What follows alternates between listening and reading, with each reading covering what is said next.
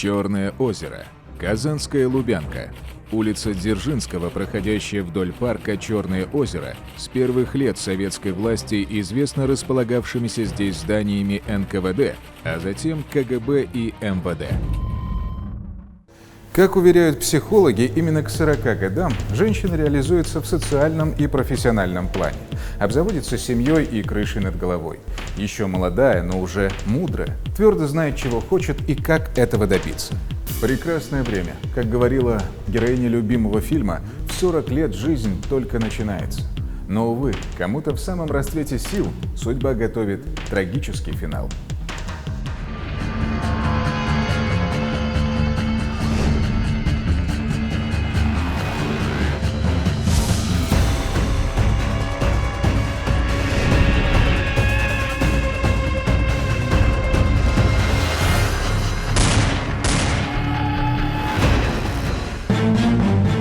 12 августа 2017 года в своей квартире в Набережных Челнах была обнаружена убитая женщина.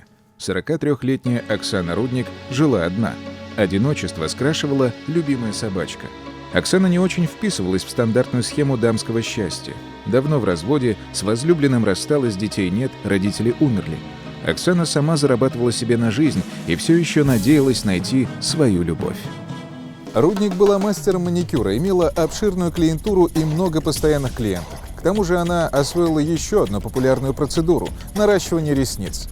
К ней записывались заранее, а некоторые женщины даже приезжали из других городов. Оксана арендовала для работы помещение в торговом центре, иногда принимала на дому. Салоном красоты стала ее обычная однушка на последнем 10-м этаже типовой многоэтажки. Квартира Оксаны Рудник не выделялась ни размерами, ни особенным ремонтом. Металлическая входная дверь, прихожая, справа от входа гардеробная, слева ванная. Гладильная доска, цветы в горшках, массажный стол. Утром 12 августа 2017 года Оксана не вышла на связь.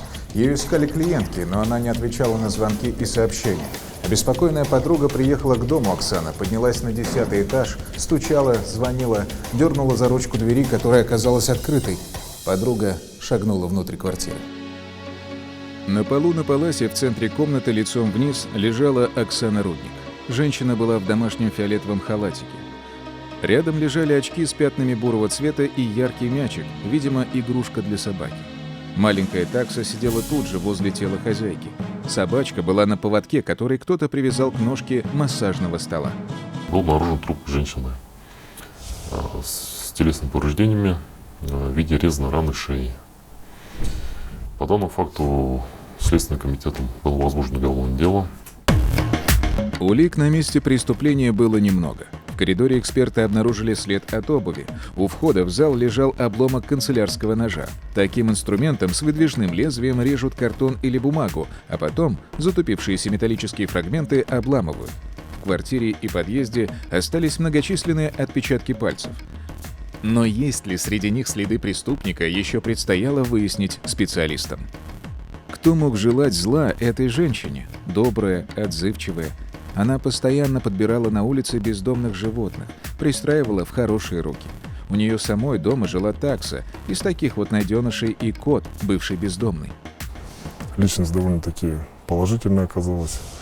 В последующем начали отрабатывать версии. Версия у нас была это по разбойное нападение, потому что накануне она собиралась вылететь у нас в Турцию. Куплены были билеты, путевка оформлена была, соответственно, и денежная сумма находилась у нее дома. Мы думали, возможно, кто-то захотел поживиться. Мотив – вот что чаще всего дает ключ к раскрытию преступления. На ограбление это было не похоже. Все вещи в квартире лежали на своих местах, ни беспорядка, ни следов поиска ценностей.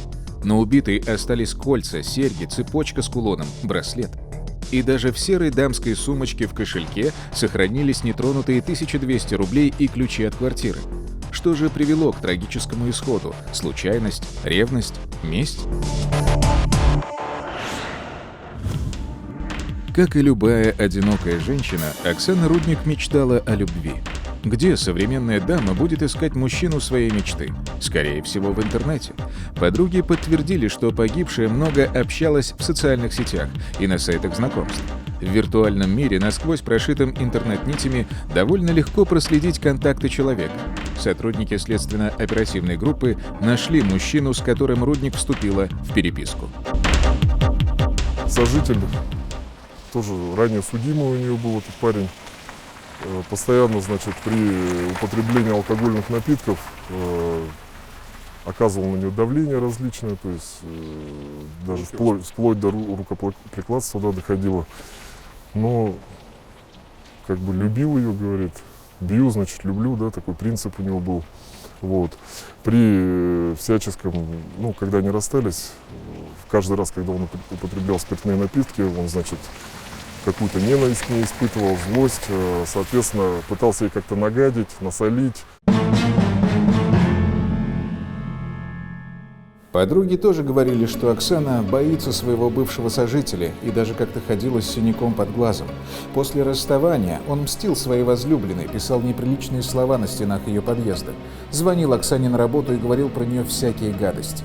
Брошенный Ромео даже создал в интернете фейковую страницу с ее фотографией и предложением интим-услуг. Оксана опасалась, что мужчина подкараулит ее возле дома и побьет. Сожителя сразу же задержали. Сам по себе он человек, конечно, очень слабенький, не мог это совершить, как бы исходя даже из психологии, заплакал, то есть сразу как узнал, вот, вел, то есть в принципе себя естественно, не вызывало подозрения, что он может как-то быть причастен. Любовный след оказался ложным. Сотрудники полиции провели поквартирный обход дома. Соседи не заметили ничего и никого подозрительного. Только тем ранним утром в квартире Рудник долго лаяла собака. Опросы родных, знакомых и клиентов, проверка записей камер наружного видеонаблюдения, отработка телефонных переговоров погибшей — были проведены все возможные следственно-оперативные действия. В последние годы вот такие камеры наружного наблюдения стали неотъемлемой частью городского пейзажа. Их устанавливают на жилых домах, школах, в торговых центрах, скверах. Системы видеонаблюдения позволяют следить за общественным порядком и, конечно, помогают раскрыть многие преступления. В ходе просмотра одной из видеокамер было обнаружено, что незадолго до обнаружения трупа видно, что из подъезда выходит мужчина, одетый в футболку, спортивное трико, кроссовки, солнечнозащитные очки черного цвета, в руках держит какой-то черный пакет. Пройдя чуть подальше от дома, к соседнему дому, он от данного пакета выбрасывает мусор в урну. Что данного человека у нас никто не знает, в том числе никто из соседей его ранее не видел. Начал отрабатывать, то есть одной из версий было, что это именно он является подозреваемым. На следующих видеокамерах видим, как переставляет, ну, как нам показалось тогда, и оно и правильная версия была, переставляет сим-карты с телефона. Данное обстоятельство, как бы, нам показалось очень странным, потому что утро, ну, не может человек переставлять сим-карту, что-то выкидывать там. Ну, подозрительно. Да. Человек, значит, шел сдалека, согласно видеонаблюдению, и по пути следования, как бы, различные места были, где он мог выкинуть. То есть, ну, мусорки, там, урны, корзины. Вот. Далее, значит, посмотрели, подъезжает мусоровоз, загружает, значит, весь этот мусор и уезжает.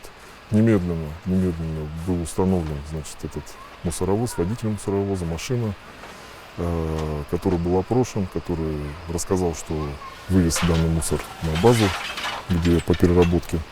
Срочно, значит, выехали на эту базу, так сказать, начали ковыряться в этом мусоре, однако этот пакет мы не смогли найти.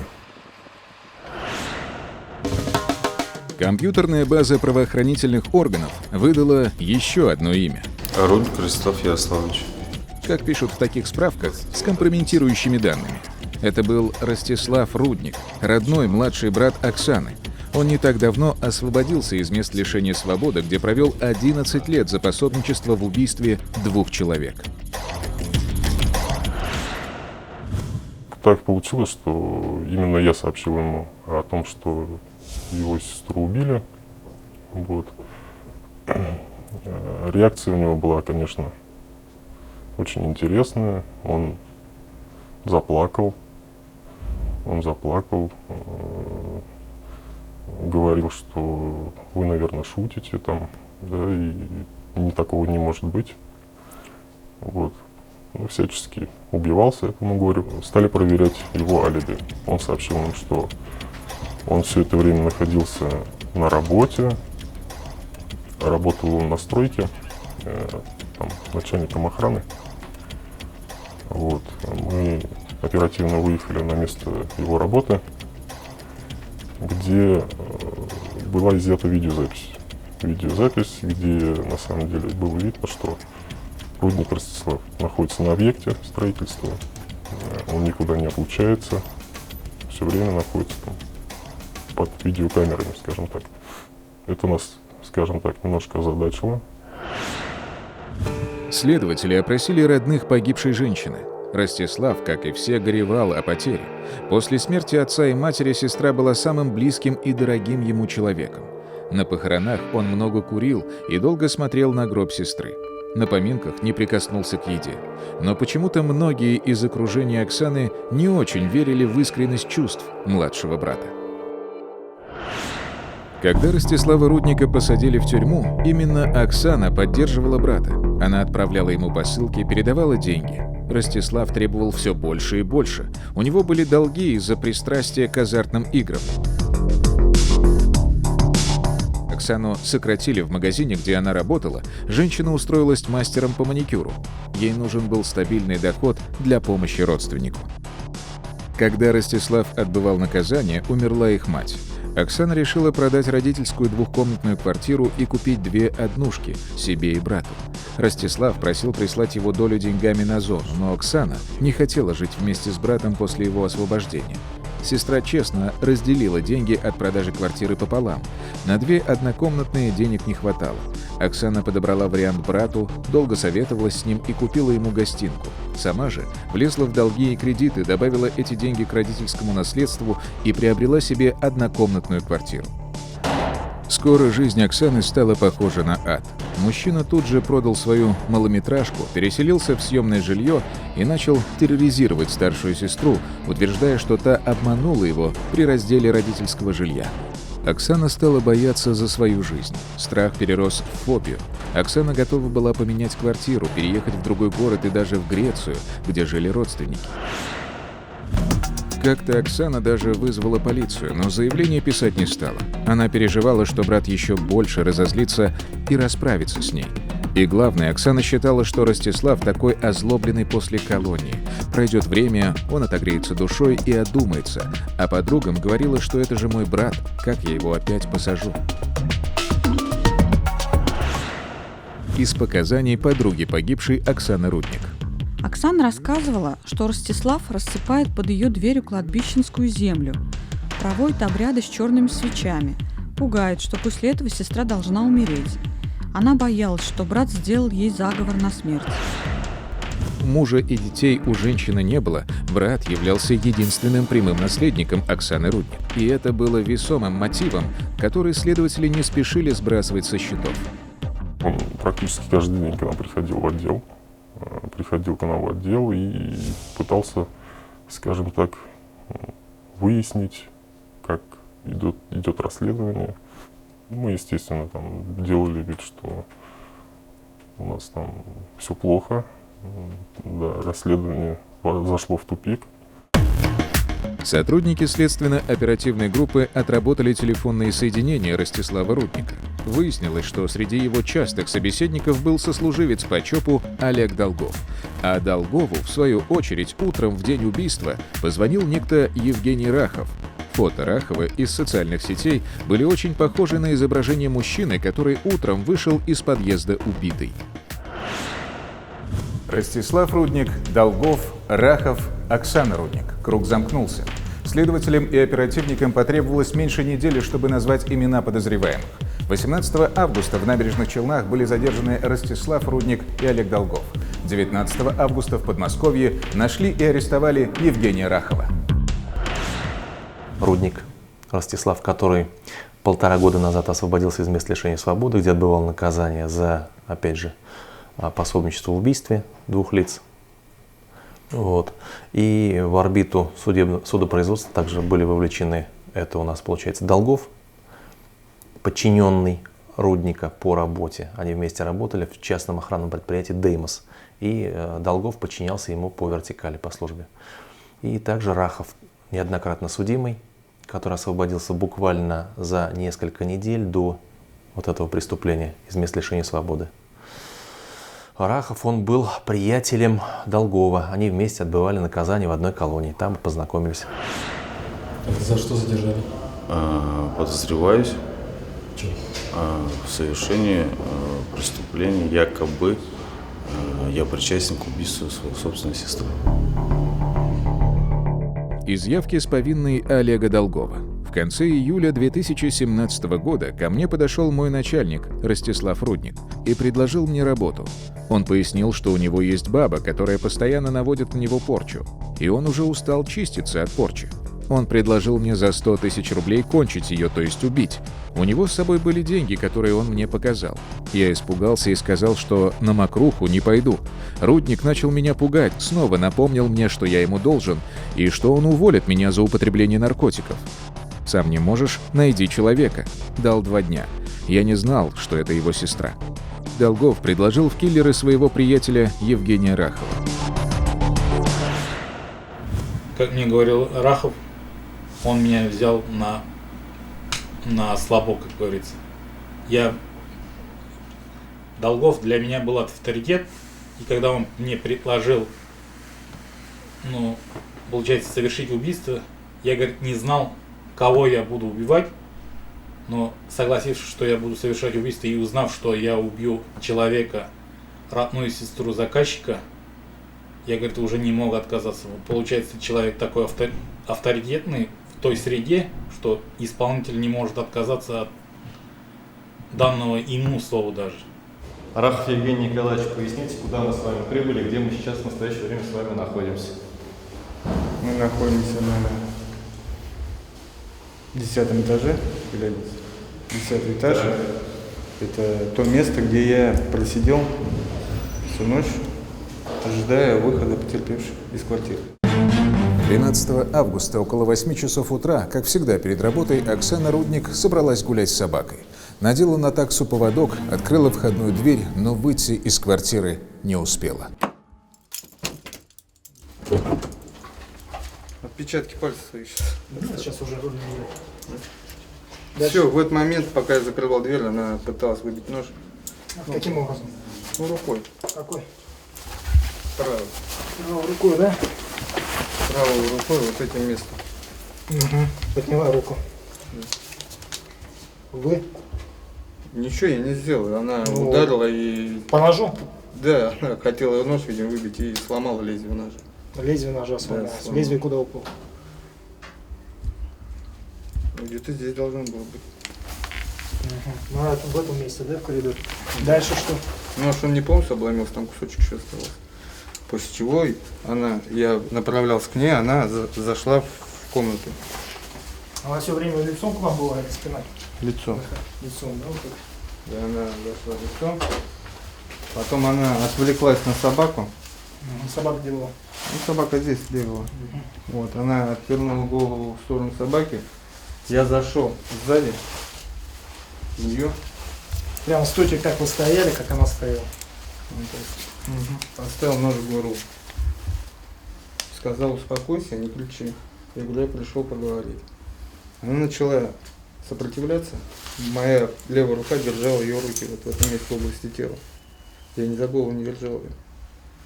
Все, я держал. Она начала выкручиваться, в эту сторону пошла. Влево. Пошла влево. Так, я дальше. выбросил нож, Так. перехватил ее удушающим приемом. Так, давай, руку можешь сюда засунуть? Так это реально было. Надо, короче, Как-то отстегнуть можешь? Свободно, левую. Одну руку? Да, левую, конечно.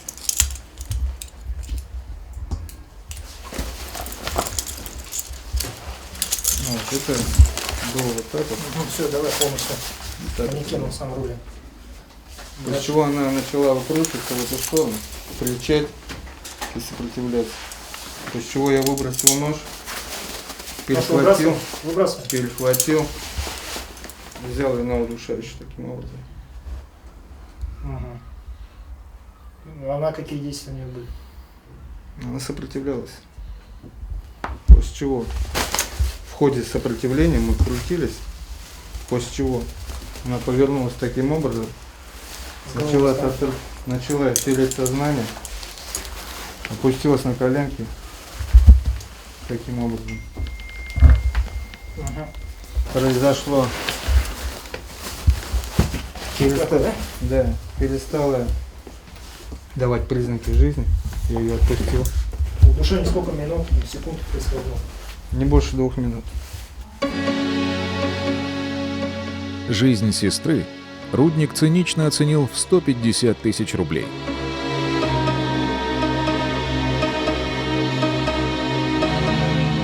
После выполнения заказа Долгов и Рахов нашли в тайнике свой преступный гонорар. 50 тысяч полагались посреднику, 100 тысяч – исполнителю. Рахов взял деньги и тут же спрятался где-то в Подмосковье. А Рудник скорбел и хоронил сестру. Мы срочно вылетели в Москву для задержания подозреваемого Рахова. В одном из хостелов, находящихся на промышленной зоне города Москвы, был задержан Рахов. Задержание происходило тоже очень интересно. Это было в районе 6 часов утра. Рахов вышел в компании 2 незнакомых нам мужчин кавказской национальности. При этом Рахов находился в той же обуви, при нем находились те же самые очки, которые мы видели изначально там на видеозаписи. Во время следствия Долгов и Рахов дали признательные показания, что убийство заказал Рудник, и четко определили свои роли – посредника и исполнителя. Сам Рудник все факты отрицал как ложные. Свою вину он тоже не признал. Затем все подозреваемые начали менять версии, отрицать сговор и заказное убийство. Рассказывали о давлении со стороны следствия, о преступлении в состоянии аффекта, заявляли бесконечные жалобы и отводы. Но следствие было закончено. Дело передано в суд. Рахов, хотя и не отрицал, что совершил убийство, но начал говорить, что совершил это из личных неприязных отношений, которые возникли в результате того, что он случайно накануне познакомился с потерпевшей, находился у нее дома всю ночь, получается, общался с ней, а утром из-за возникшего конфликта, мелкого конфликта, совершил данное убийство. То есть он также отгораживал Рудника и Долгова, беря всю вину на себя, фактически понимая, что давая такие показания, ему грозит более меньший срок, потому что им тут грозит, получается, убийство за заказное убийство наказание, а если принимать во внимание только показания Рахова, то ему грозило бы только часть 1 статьи 105 Уголовного кодекса, это простое убийство, получается, из личных неприязных отношений. Подозреваемые предприняли еще одну попытку избежать наказания. Они потребовали провести судебный процесс с участием присяжных и убедить их в своей невиновности и предвзятости правосудия. Процесс был трудным. Опять жалобы, протесты, отводы адвокатов, якобы сфабрикованные показания и угрозы. Но присяжные разобрались в этой кошмарной семейной драме и вынесли свой вердикт. Виновны. Государственное обвинение запросило для всех пожизненное заключение. Присяжные проголосовали, если я сейчас не ошибаюсь, это было у нас, в принципе, последнее дело в республике, которое было рассмотрено судом с участием 12 присяжных заседателей, потому что после этого дела закон был принят. И сейчас у нас в Верховном суде уже 8 только присяжных заседателей участвует, а тогда это было 12. И тогда голоса разделились, если я не ошибаюсь, по-моему, 8-4. 8 были за доказанность вины, 4 были за недоказанность вины. Таким образом разделились голоса, но это обвинительный вердикт, все они были признаны виновными, и только один Долгов, Олег Викторович, был признан заслуживающим снисхождения. 27 июля 2018 года в Верховном суде Татарстана был оглашен приговор. Организатор заказного убийства сестры Ростислав Рудник получил 19 лет лишения свободы с отбыванием в колонии особого режима. Исполнителю Евгению Рахову дали 20 лет особого режима. Олегу Долгову за пособничество присудили 16 лет строгого режима. Данное уголовное дело полностью сфабриковано в отношении нас. Никаких доказательств нет. Есть ли дно у человеческого цинизма? Не знаю. Но Ростислав Рудник, уже будучи под арестом из-за подозрений в убийстве своей сестры, боролся за право наследства на ее квартиру. Такие вот, в прямом смысле, кровные узы. Эта жилплощадь в Набережных Челнах теперь имеет особую цену. Одна родная жизнь и 55 лет тюремного заключения на троих. Какой страшный рынок недвижимости.